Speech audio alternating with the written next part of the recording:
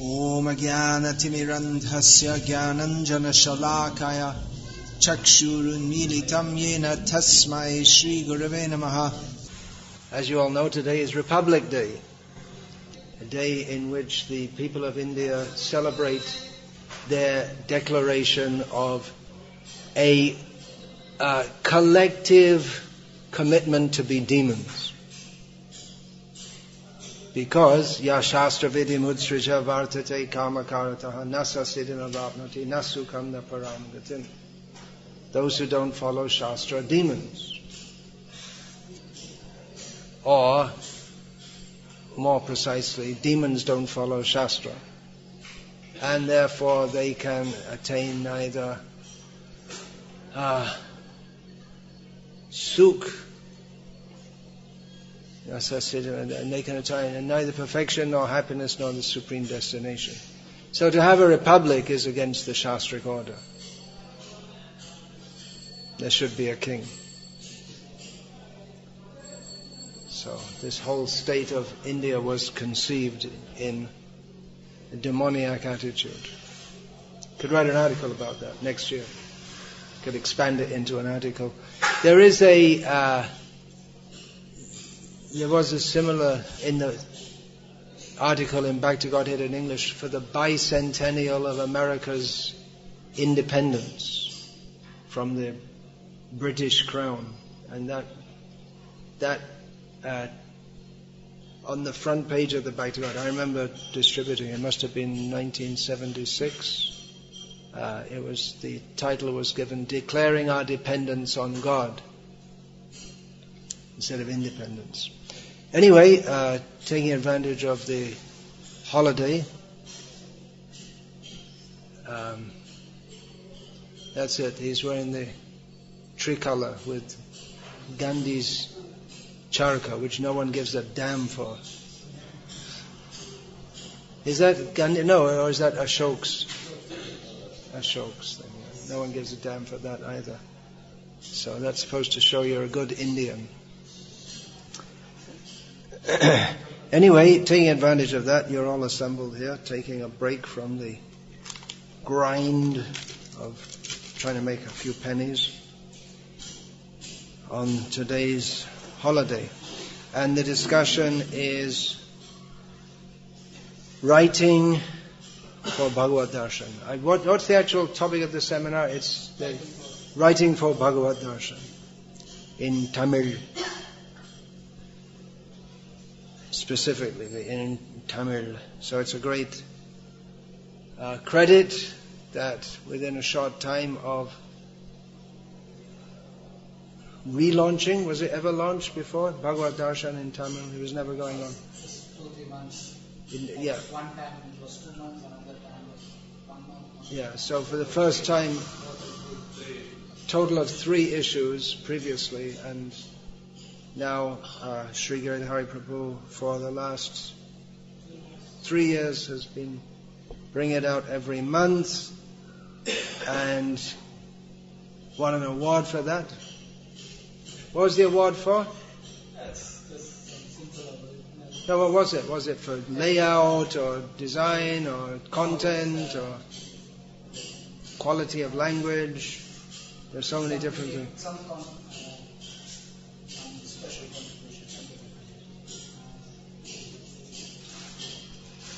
The award could be for so many different things. Yeah. What was it specifically? Just some people who wanted to promote themselves by giving awards to others? Yeah.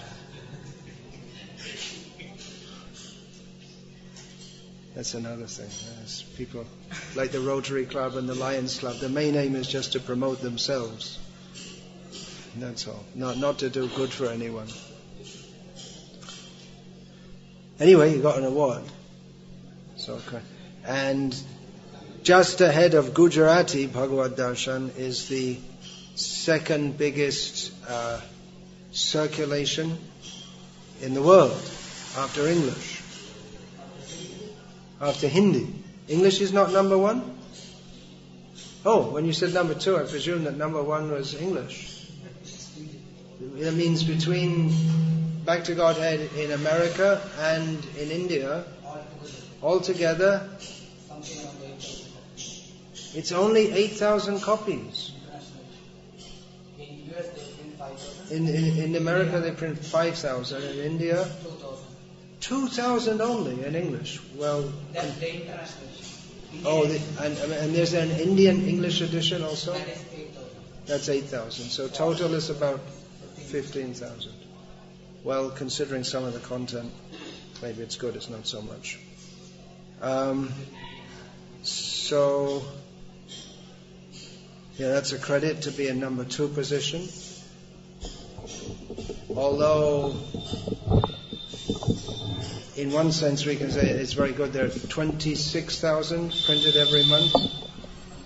26,000. You'll know that it's really becoming successful when you find out that the printers clandestinely printing extra copies. That we didn't find out yet. And selling, it's not so likely to happen with a magazine. More likely to happen with a big book in which there's plenty of profit, like Ramayana or Bhakti Siddhant Vaibhav. So that's a credit. On the other hand, there's a long way to go. Only 25,000 for a world Tamil-speaking population of about, 10 crores? 10, 12 crores. So much? Not 12. Tamil Nadu itself 8, and out of Tamil Nadu, Malaysia. Yeah, Malaysia, Sri Lanka, Singapore, America, Europe.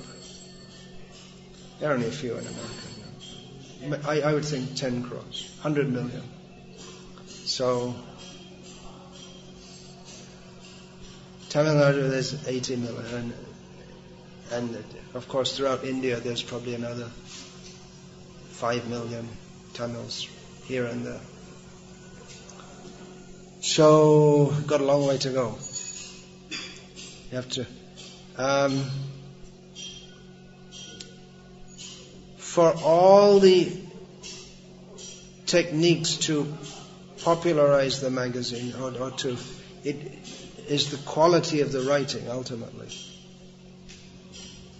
Some magazines are famous and popular not only because of the quality of the writing, but also because of the quality of the artwork, particularly the photos. And National Geographic would come in that category. Life magazine used to be in that category. I'm not sure. It died for many years.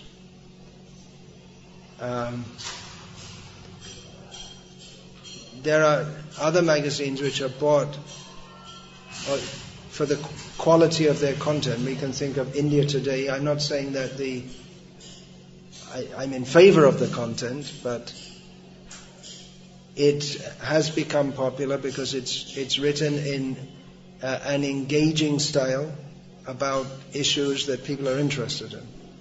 And it's by far the number one news come informational magazine in India, and there are others also, but that's number one. And in all the major languages of India now. So the writing, ultimately, there's layout, get up, artwork, but ultimately the writing is important. So this, we have to discuss about writing. You're all right. How many of you have actually written and been published in Bhagavad Darshan? Please raise a hand. None from the ladies? We don't have any Mataji. Well, we do have Mataji writers, but none of them are present here today. Priyadarshini Mataji wrote something that was published? Once. And Gita Govinda Mataji and wrote how many? 2 or 3 times? She's a regular contributor. And that Krishna Kamini Mataji wrote once. In Mysore there's one. She's Tamil, but she writes in English. She wrote something. I asked her to send it to you. She didn't send that. She wrote in English. Okay, so there's a great need to write, to counteract India today and everything else in the world, to counteract all the wrong ideas. That's a very ambitious project, to counteract all the wrong ideas in the world, because almost every idea is a wrong idea. And by the power of Maya, there are always new wrong ideas coming out. Everything that the materialistic people think is wrong. So there's a lot of work to counter it. Of course, you can't take up every little idea that comes in people's heads, but there are various issues, philosophies, misconception. Philosophy means misconception, unless it's Krishna conscious. So all these have to be counteracted, and to give the right idea, to give people that understanding by which they can actually be benefited. Do we need this light on here? It's unnecessary. Yeah.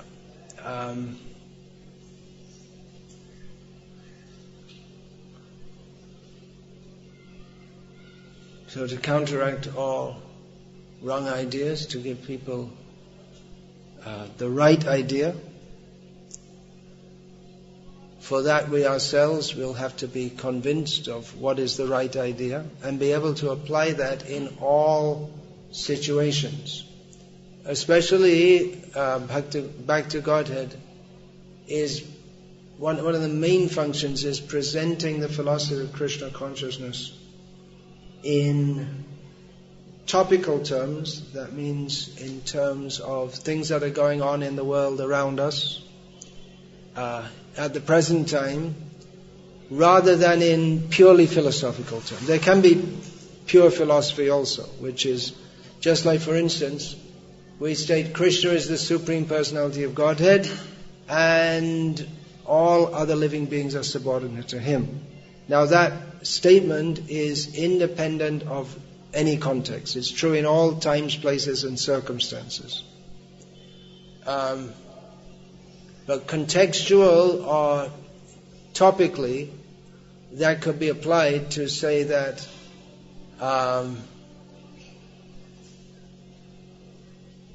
why are there so many problems in the world, and we can relate that to some particular problem.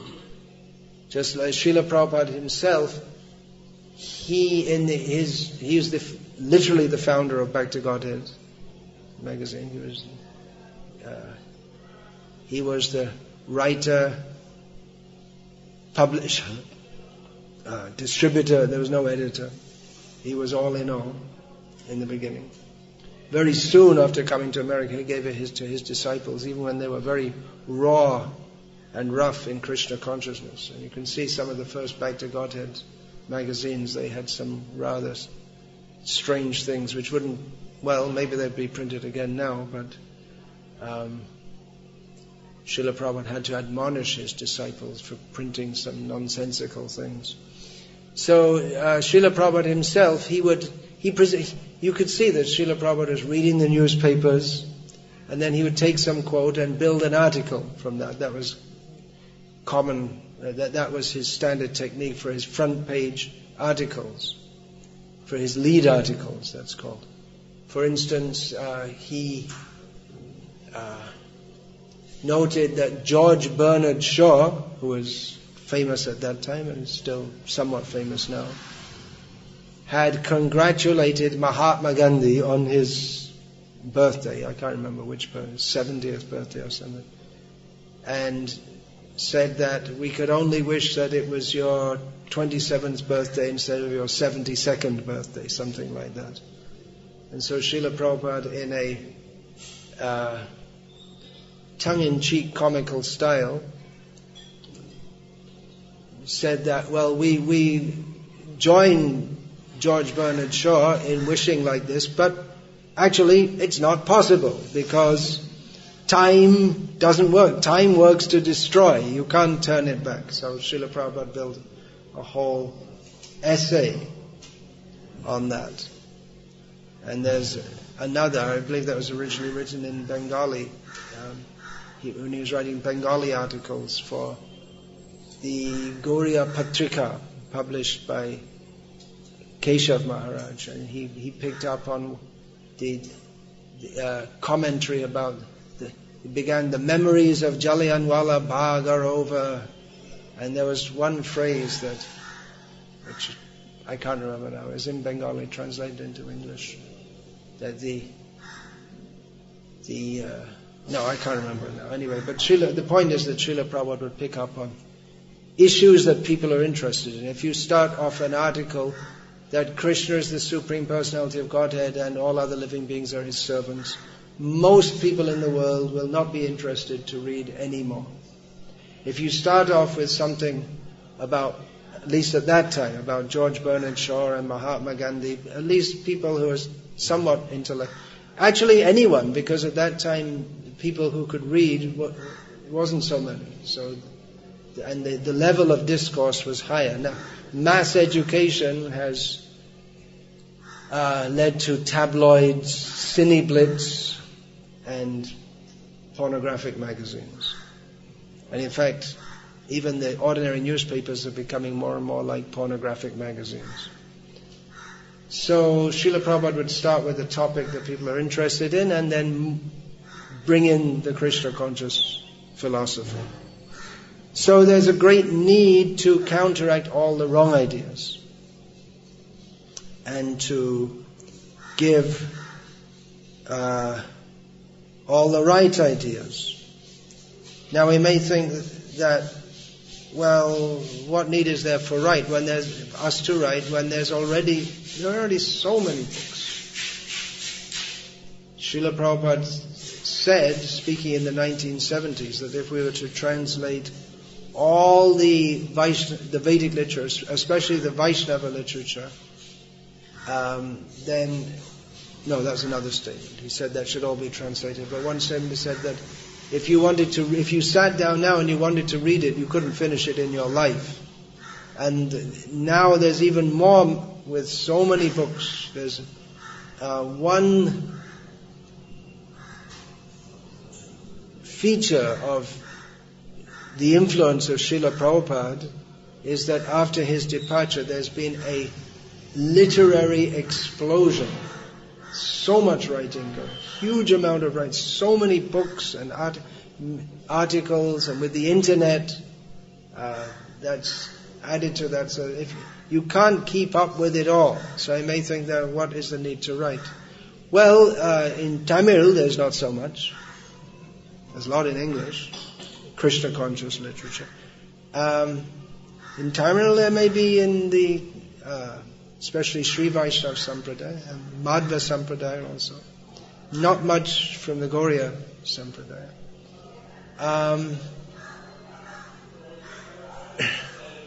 But we need to write.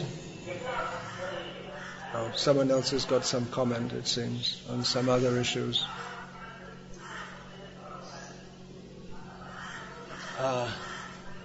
For our own purification, and to communicate the message in various formats to various people with various interests. Once I was speaking with one of my godbrothers who was saying that we should have all kinds of literature, and we have to think of how to preach. Apart from preaching Krishna consciousness in a generic or general style, we have to think how we have to write books. And he gave the example. He was from the Caribbean, which means the West Indies. You all know that from Indian people know what the West Indies is, Caribbean area. So he said there are people who they live on boats and they go from island to island and they do some trading. They have their own culture. So he said we need books for them, specifically for them. I never even heard of such people, but he was suggesting. The idea is that different people have different interests and we have to try and catch them at their level of interest. And as Srila Prabhupada said, inject the Krishna conscious poison.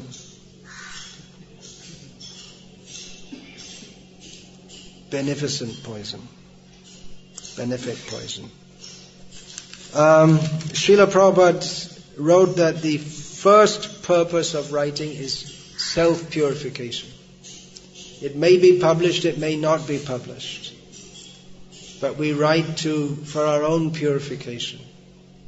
And Srila Prabhupada said every devotee should write something every day, even if it's just a little. Write down your realizations, because that helps to formulate them. Every devotee should have some realizations if we're actually working on thinking of Krishna and considering the topics of Bhagavad Gita, Srimad Bhagavatam and all the Shastras. Then we should have some realization. So write it down.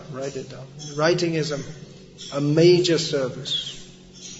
It's also a form of kirtan, but first and foremost for our own purification. And we can say also because Srila Prabhupada told us, he said to make this magazine, he ordered his disciples to write, so for our own purification, because Srila Prabhupada said to do it, because we need to communicate a message to others, it should be conducted in a mood of service, not that we're thinking that I will be published and people will recognize me, not to show off our scholarship, whatever little scholarship we may have, not to promote ourselves in a mood of humble service, and that writing will be effective if it's in that mood. Otherwise, it may be effective in another way. If it's not written with pure motivation, then it may be effective in promoting ourselves or whatever mundane desire we may have, but it won't please Srila Prabhupada and Krishna. Srila Prabhupada also said that writing is the best way to remember Krishna, because then we're forced to. If you have to write something about Krishna, then you have to remember Krishna.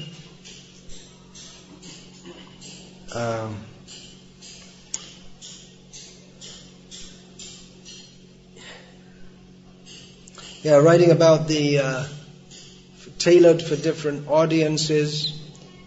In writing, one of the basic techniques we'll find that teachers of writing always emphasize is that when we're writing, we have to be aware of our intended audience. So, who's going to read it?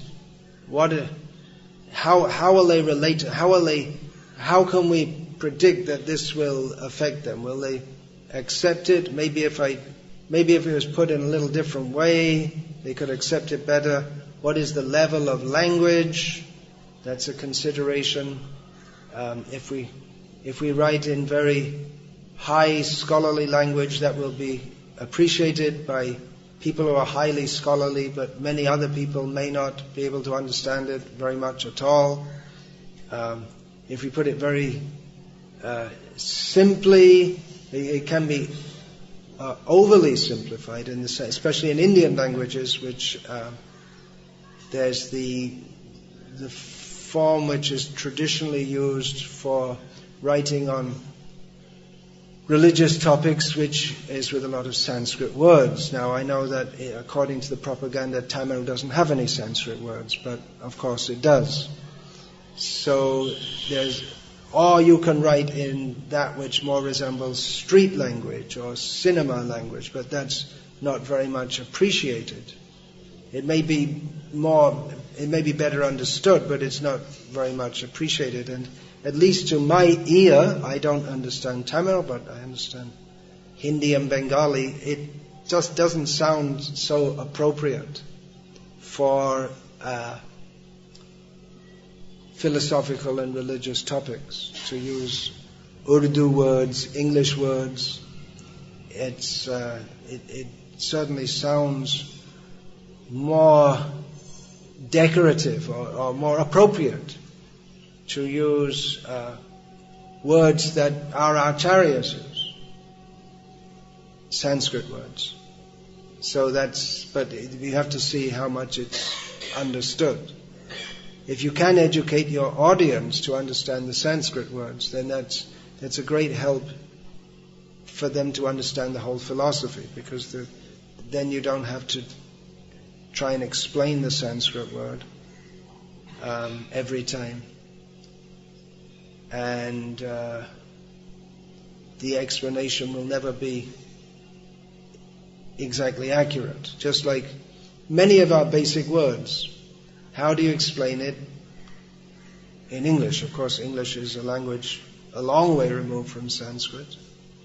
How do you explain words like prem, bhakti, rasa, seva? You can just translate seva as service, but it has a much greater connotation when connected with Krishna and Krishna consciousness. So these are the level of language, the style of language that you use is also a consideration. And do you have any editorial policy about that? What's your policy? We use words usually which are familiar. All these words are familiar. All these words which I've said are familiar, yeah. Prema and rasa are not well known in Tamil. You have to make it well known. We use that in the first occasion with meaning, and then we just use Right, okay. in every article. Yeah. Of course, prem is often used just to mean mundane love also. I mean, even in Bhagavatam, for that matter. So, but in Chaitanya Charitamrita, it's used for... No, in Bhagavatam, it's sometimes used in that to mean affection on the mundane level. But in Chaitanya Charitamrita, it's specifically used to mean the highest love for Krishna, pure love for Krishna. So there are linguistic considerations. We may not get hung up on that too much also. I mean, there's an important point of writing is, apart from all the techniques... Yeah, well, let me speak a little bit about the techniques first of all. There are techniques. We may think, well, let me just sit down and write something naturally, spontaneously. But there are techniques in writing also. It's just like if you want to cook for Krishna. You may think, well, let me just do it spontaneously. But if you don't know what you're doing, you're going to make a mess. There are certain techniques to be followed. Writing is not exactly like that, because it's less of a chemical activity and more of a subtle psychological activity. But still there are certain techniques. For instance, using correct grammar and punctuation. Or not using correct grammar and punctuation. If you're a very expert writer, might not do. But in general, we always use, he may deliberately not do, but in general, in Bhagavad darsana, there's correct grammar and punctuation. One should know these things. Don't burden the editor with your ignorance. I mean, we all do. I do to my editor, but I must admit I'm not so good in grammar, and the punctuation rules are arbitrary in many cases, and even different experts disagree with each other over what they are, but there are limits to their disagreements also. It's not that anything goes. So there's that, and there are also techniques which I know of from English, but they probably apply in Tamil also. Breaking long sections of writing into paragraphs. So otherwise it just looks too long and it boggles the mind of the reader. We have to remember that we're all products of Kali Yuga here. The sentences should not unnecessarily be long and complex. They may be long and complex, but not unnecessarily so, especially for Bhagavad darsana. If you're writing a philosophical work, then you may have long and complex. There may be specifically philosophical articles in Bhagavad darsana also, but generally not. Not very complex philosophy. That's for specialists. This is a magazine for mass distribution. So complex philosophy is for specialists, even within our movement. It's not that that's meant for everyone. So Bhagavad darsana should generally be simple and clear and Krishna conscious. We may discuss topics such as, or we may refer to topics such as politics, current affairs, but only just refer to them, not that we go into great detail. Bring in the Krishna consciousness. But the techniques should also, we should know the various techniques. They're very bringing your essay to a conclusion so that people can. It should have a specific focus, not that you're just writing about one thing and then something else, not stream of consciousness writing. That means you just write whatever comes in your head and just write it down. But there should be a specific point in your article. Of course, that's if you're making a point. It can also be a retelling of the story of how Dhruv Maharaj went to the forest. But so it might not be that kind of article might not be specifically to demonstrate a particular philosophical point, although various philosophical points will be presented along with the story. But most of in one edition of Bhagavad darsana there may be one story, maximum two story type articles, and the story should also be shastric. But many articles will be on various issues, philosophical, and so they should have a clear focus. You should know what you're going to say. You should. In an article for Bhagavad darsana, it shouldn't be that you're writing to try and understand some issue yourself. Sometimes, if there's some philosophical issue in your mind, you may write to try and understand it better. But that article should not be for Bhagavad darsana. It should be an issue in which you have a very clear understanding and message, which is clearly based on the teachings of Guru, Sadhu and Shastra, and you should clearly communicate that. So these are various writing techniques which one should be aware of. Presumably Sri Giridhari Prabhu will speak more about that. There are many, many, many books written in English about this. If you want a list of books recommended by Jayadvaita Swami, who's within our movement considered the ultimate authority on writing and editing. So he gave me a list. So I could give you that list if you want. Otherwise you could get bogged down. You could read so many books. It's also interesting to consider that not all the books are very good. The essential book for every writer in English is known by the name of its author, Strunk and White. If you walk into any bookshop in England or America, and ask for strunk and white, they'll give it to you. It's known by, it's called The Elements of Style. It's a very thin book. It's not much in it. One of the main points in their style, and you can see it very prominently in Jayadvaita Swami's writing, is don't use one word more than necessary. Not even one syllable more.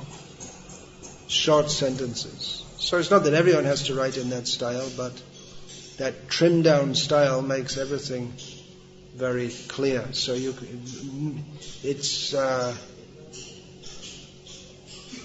if you don't read any other book on writing technique, you should read that one, because all the basics are right there. And you can probably get it at, what's that famous bookshop here? Noble and Barnes? Higgin and Botham's. Higgin and Botham's. So presumably they have that also. It's a must read. In fact, it's a good idea to read it. If you're going to be regularly writing, it's a good idea to read it at least once a year for writing techniques. And then on top of all techniques is just to write naturally also. That don't get, and that must be there in strunk and white also. That don't get too much hung up on technique. Techniques are required, but don't get too much hung. You have to write about what you feel about. If you think, now I have to write something, what will I write about? Then your writing won't be the same as if you have to write it. The best writing is the kind of writing that goes on. Maybe in the middle of the night you wake up and you say, I have to write something. I got to write that down. Maybe in the middle of your meal, you have to write something at any time. Burijan Prabhu, who I attended a writing course given by him many years ago, he said it may go even in your japa, when you're supposed to be hearing then the thoughts may go, I have to write. So what I do, you may have seen, I make little notes, because you can't just punctuate your whole life by writing all the time. Then you have no regulation whatsoever. So I make little notes when something comes in my mind about something I want to write, and then I write it down later. I elaborate on it later. My main endeavor in writing for the last few months has been catching up on all the notes for more than 2 years, which I was just making more and more notes and not writing them down, so I'm catching up on them now.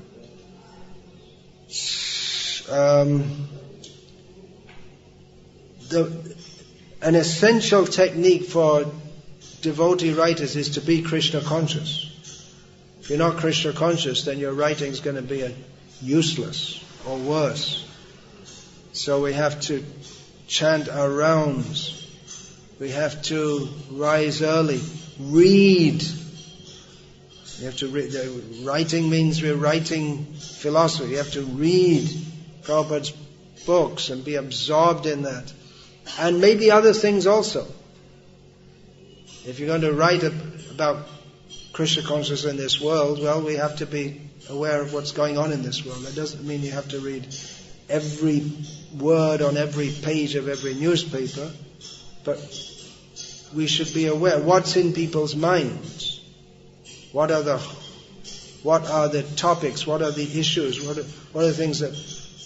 are the topics that people are thinking about, that they're concerned about, that there's much debate on, and confusion and dissonance in in this society. That also goes for speaking. If you want to speak, then in public, then we may, if not necessarily speak on these topics, but we may bring in something that people are interested in, just like in our college preaching, in India especially. If we at least demonstrate a knowledge of what people call science, then people the students, they become impressed by that. They think, oh, that was about science. Oh, well, we should listen to them. Because they have a very high opinion of that stuff that they're fed with, which is called science. Not understanding that education is, they're told that it's for your benefit, but actually it's just to manipulate. Just so that you can be better manipulated. More educated means more manipulable, if there's any such word as that.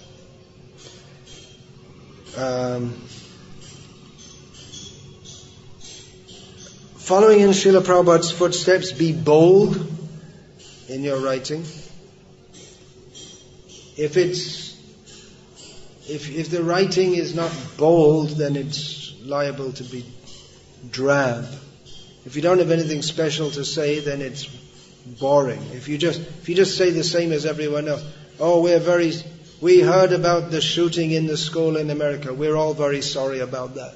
Then what have you got to say? And everyone says that. There should be some fresh perspective, and actually that is what we have to give. What is the Krishna conscious perspective on the? You remember, it's already forgotten. That was about 2 weeks ago. It's already forgotten. Shooting of 20 kids in a school. Oh, after that there was another one in university in Texas, but that was different kind. That was an argument. It was a bona fide fight between different people, and then they shot each other. But this massacre of kids, which is becoming normal, what is the Krishna conscious perspective? Not that, well, we feel very sorry. Okay, let's have a look at the sports news. But what is the Krishna, why is this happening? What is the Krishna conscious perspective? Because you are killing you're so mercilessly slaughtering millions of cows, sheep, buffalo, not many buffaloes in America anymore. Goats, not in America also so much. Chicken, fish, babies, human babies in the womb. Therefore, you can expect that this kind of, what they call, this senseless killing of children is not independent of the senseless killing of millions of animals, birds and fish and human babies in the womb. This senseless killing is not delinked from the whole grossly materialistic and ignorant trajectory of human society. It's just like that we have this gang rape in Delhi, which so much overblown. You can't have kids growing up watching rape on TV. I don't know if it's on the TV, in the movies, definitely on the internet, and a grossly materialistic society promoting lust in every way possible, and not have gang rapes. It's absurd to think that women on one hand are encouraged to be sexy and tempting, and on the other hand they don't want to get raped. So it's like you tempt, and then when they rape you, oh, you shouldn't do that. So what is the Krishna conscious perspective? It should be something fresh and different. Otherwise, it's not meaningful. Why are we publishing this magazine at all? Because this is Bhagavad darsana. This we want to present. What is the vision of Krishna? How does Krishna teach us to see this world? That is not the same as mundane people see it. So we should present that. What is Krishna's view as understood through Shastra? How does it apply to our lives? Most people think, well, Scripture is just something for these fanatical people who are interested in it. And if they want, well, let them read it. But it's got nothing to do with me. But we should show how the teachings of Bhagavad Gita extend to every sphere of life. And how by understanding the teachings of Bhagavad Gita, we can live in this world in a way that we can get out of it.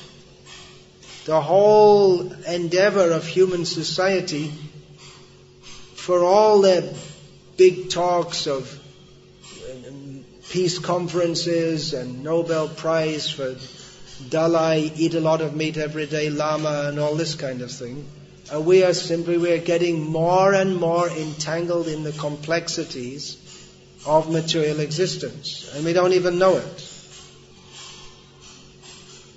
So Bhagavad Gita teaches that and teaches us how to become extricated from that. So it is a completely different vision. And therefore we shouldn't fall into the trap of just sounding spiritual, like the Dalai Lama and so many others, but he's a famous and most venerated cheetah, so we say his name. He's prototypical for, that means he's like a model for all the rest. They talk about compassion, love, peace, universal love, and all this kind of thing. But Srila Prabhupada, he pointed out this is just garbage. They're just talking words. They don't even have love for their so-called universal love. What they think is love is actually envy for all living beings, because they want to institute love without Krishna. So that means actually they're envious. And by preaching that, they're preaching that which will cause everyone to recycle in birth and death again and again. So actually their so-called preaching of love is just another ploy to keep everyone in suffering. It's actually an expression of their evil. So we should have a different outlook. Don't just imitate the bogus sadhus who smile, hold a flower in their hand, and talk about love. Be different. Krishna's vision is different. At the same time, not fanatical. Fanatical means that we simply berate others without understanding the topic and without being able to make others understand it also. I've discussed this in the book on speaking strongly in Srila Prabhupada's service. It's not enough to call people rascals. You have to show them how they are rascals, why they are rascals, and how they can stop being rascals. Just like Srila Prabhupada said, it's not enough to say God is great. You have to understand how God is great. So it's not enough simply to call people names, but you have to understand and show to others how their life is going in the wrong direction. So it should be vital, it should be meaningful, it should give that perspective by which we can see.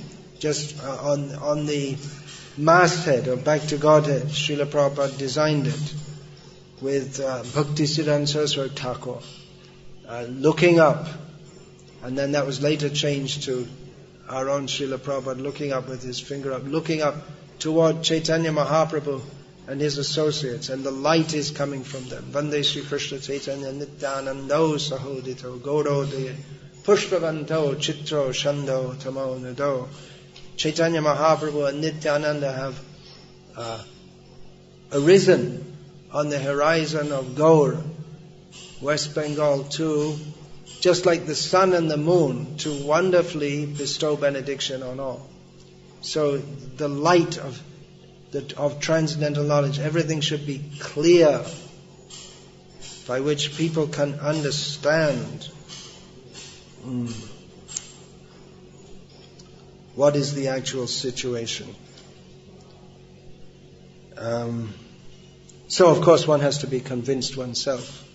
One has to be fixed in Siddhanta, in proper understanding, and one has to be convinced of this and able to convince others.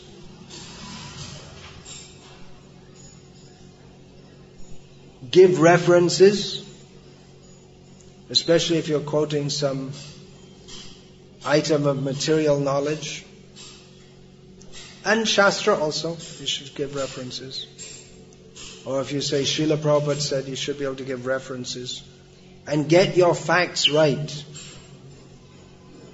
Don't quote something in a vague way also. Make it specific. Instead of saying that scientists say there are black holes in space, it's better to quote a scientist and give his position. Dr. Stephen Hawking's, whatever his position is, the professor of something or other at Cambridge University, at least he used to be, give his position, and give a specific quote. That's much better than giving a vague general quote. Scientists talk about black. It could be, you say, if scientists talk about black holes, if it's a passing reference, but if it's a major theme that you want to deal with in your article, then you should reference it properly. And get your facts right. Don't say that scientists say that asteroids come out of black holes. You might have heard someone say that, but you better make sure that's right. But as far as I know, it's not right. So it might sound right to you, but make sure you get your facts right. If you may have heard, just like for instance, the Bible is often quoted, Jesus is often quoted as saying that money is the root of all evil. So that's often quoted. But the full quote from Jesus, as it appears in the Bible, he may or may not have said it, but it appears in the Bible, is that the love of money is the root of all evil. There's a lot of difference between those two statements. So, get it right. Okay, there are a few points. And any questions? There may be. I've given a general overview. Probably any questions, you can deal with all of that. Okay, Hare Krishna. Should make Bhagavad Darshan such a magazine that every thoughtful person, there are not so many of them, and modern education makes people less and less thoughtful. I'm not saying that as simply to insult it or to put it down, but and I don't have facts and figures with me now, but that's even recognized by many scholars, that modern education is actually making people more stupid. And we can see the level of writing, when few people were educated, the level of education was more high. Now everyone is educated, and usually where there's quantity, the quality comes down. So there are still some thoughtful people, and we want to make people thoughtful by giving them a jolt. Giving them a jolt means statements like this. Probably most people, they never link the violence and strife and general dissatisfying atmosphere in modern society. They don't link that to, for instance, animal slaughter. So we should point that out, that by the laws of karma, there is an effect. And apart from the direct effect, those who kill will be killed, there's a psychic effect also. That if there's mass animal slaughter going on, then the whole atmosphere is polluted and people, they tend to commit more sinful activities. So this kind of statement is factual, but it's meant to give people a jolt so they start to think about these things, which they never thought about it. So we should aim that Bhagavad darshan should be Shinvanti, Gayanti, Gurnanti, Sadhava, should be heard, discussed and accepted by purified men who are thoroughly honest, by thoughtful persons. Oh, there's another important point. We should also directly challenge wrong ideas. That should also be there. Especially Srila Prabhupada wanted to challenge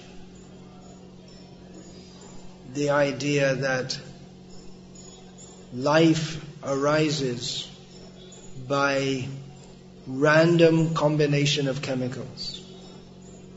Srila Prabhupada is most concerned to challenge that and to challenge impersonalism.